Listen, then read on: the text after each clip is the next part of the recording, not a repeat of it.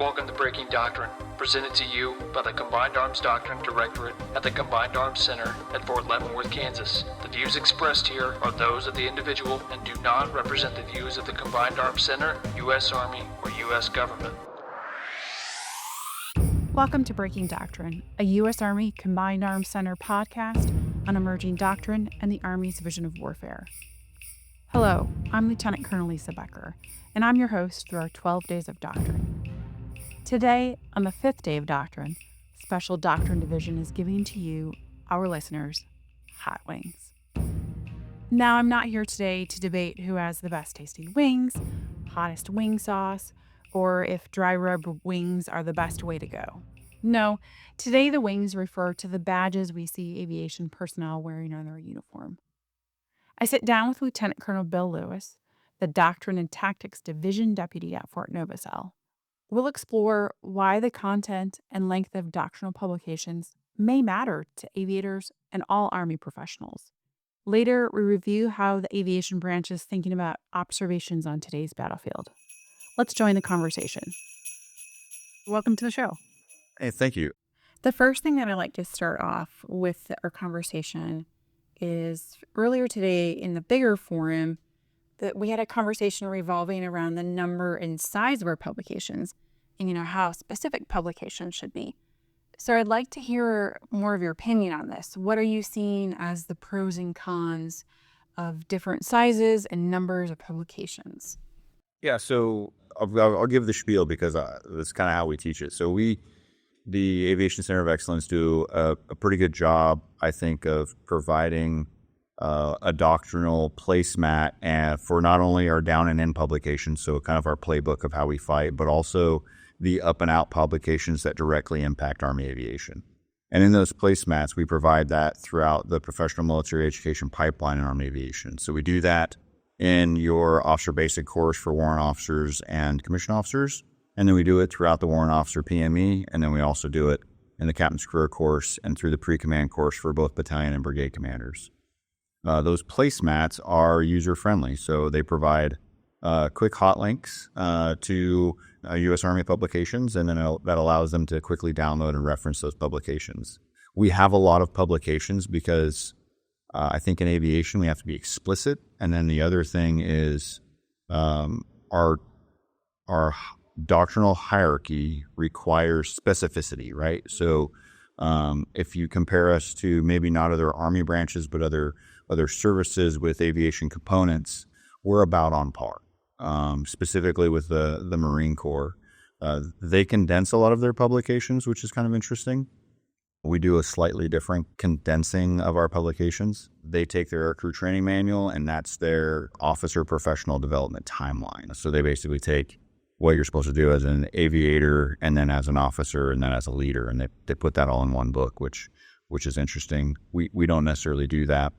We are condensing our publications, I think, based off some guidance, but I think that's a cautionary tale. As you've looked in the recent history, so over the last 3 years, 4 specific Class A accidents where you've either had significant loss of aircraft over a certain dollar amount or significant injury or loss of life of Army aircraft have been directly investigated, and in the outputs of those investigations are that we needed to put back into our Army doctrine things that we took out when we condensed publications. That's kind of interesting. Our other brother and sister organizations, when we asked them about loss of tailrotor effectiveness, loss of tailrotor authority, uncommanded yaw, they had that. When we transitioned to our fundamentals of flight, that's where we lost it. If we condense all the publications, I think we lose a side of the forest, behind the tree, because we're so focused on having a single book of everything that no one's going to read it. Yeah, I know for myself personally, if it's a smaller book, let's say ADP 313, that's one that just came out, and it's not, I have it in paper form, it's not super thick, so it's like, oh, okay, just visually seeing that, I'm like, okay, I can digest that. But, when you have those ones that are greater than an inch, and I'm dating myself because I'm not talking digital. I was with you when we got our pubs library, so it was 2 boxes. It's visually just more intimidating. Hard, like, how am I going to make it through this? So other than maintaining separate and very specific doctrine, do you think there's something that we as the doctrine community can do to help that? Yes. And I made a comment earlier with the ALSA gentleman who asked if we needed to print publications. In Army Aviation, which is, different from other branches, we have to have our checklist printed, right? We have to have paper copies of certain things in the aircraft as required by our regulation, which is probably different. I look at doctrine as who the audience is. So if we're going to write doctrine, and one of the quotes I think from the CAD director was, "Doctrine is a soldier's weapon system."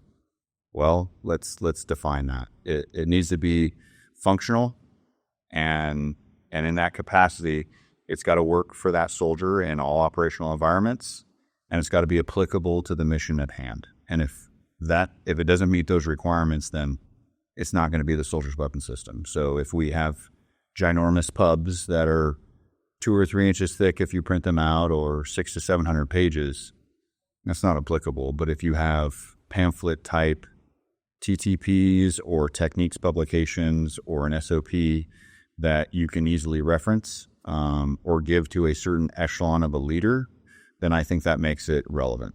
And doing that is how you're going to make doctrine a weapon system for that soldier.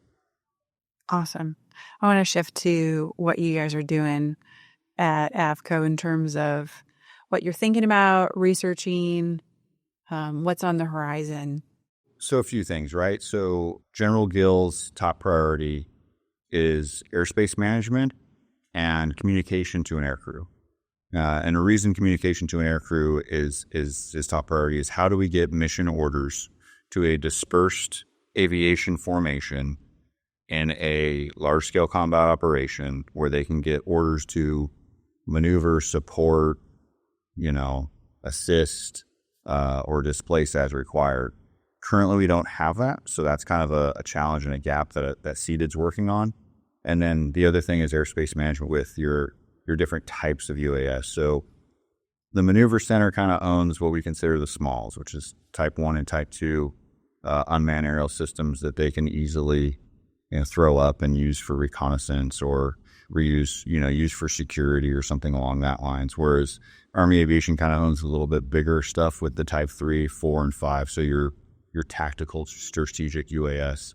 And how are we coming together to collaborate usage in airspace? We also have to do that with our joint counterparts of the Marine Corps and Air Force and Navy. So that's one of our focus, I should say, is sensor to shooter.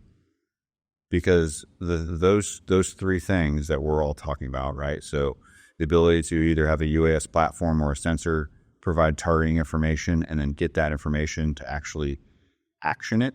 We're seeing through our CTCs, so that's this big disconnect for the Maneuver Center.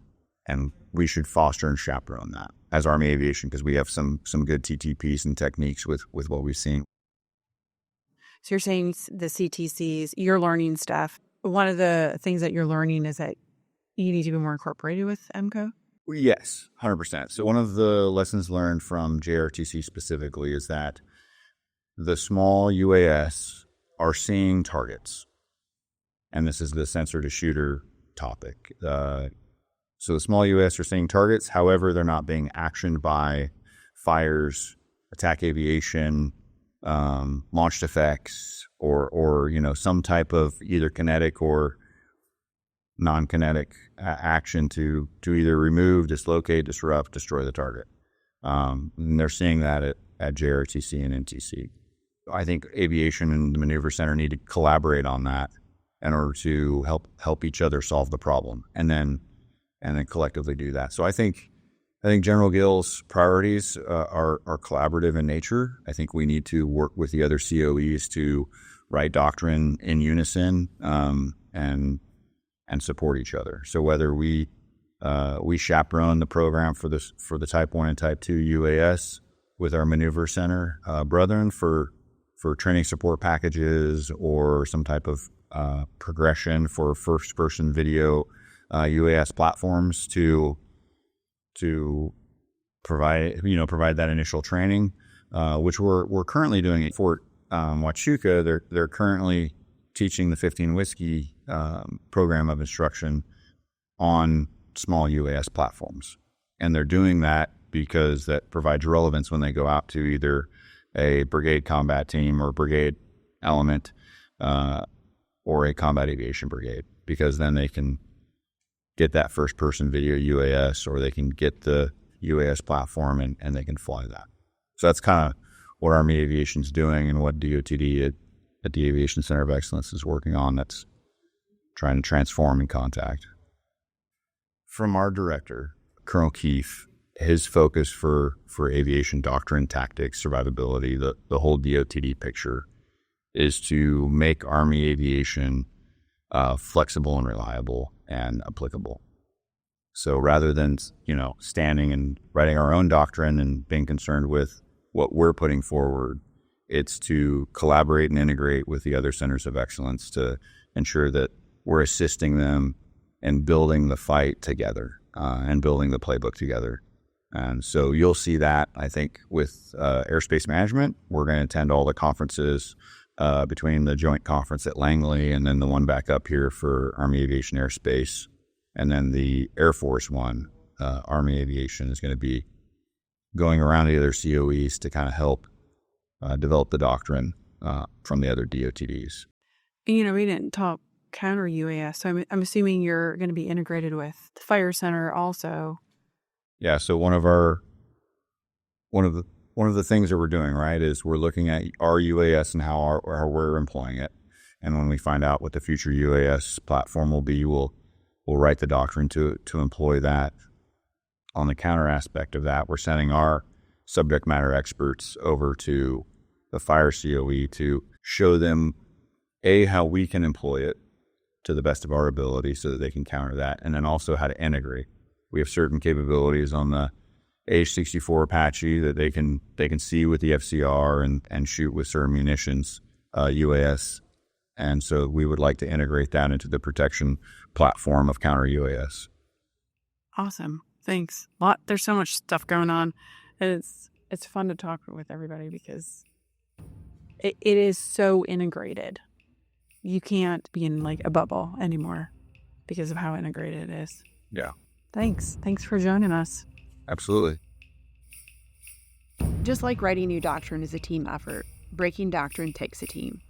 Without the crew and special doctrine division here at CAD, we wouldn't be able to bring you this show. Please don't forget to subscribe on Amazon Music, Apple, Odyssey, Audible, Spotify, or YouTube. Also, go ahead and follow us on social media at U.S. Army Doctrine to get updates on new podcasts, Doctrine Digest videos, and publications. Finally, the views and opinions expressed in this podcast do not necessarily reflect the official position of the United States Army, the U.S. Army Training and Doctrine Command, or the Combined Arms Center. I'm Lieutenant Colonel Lisa Becker, and this has been Breaking Doctrine.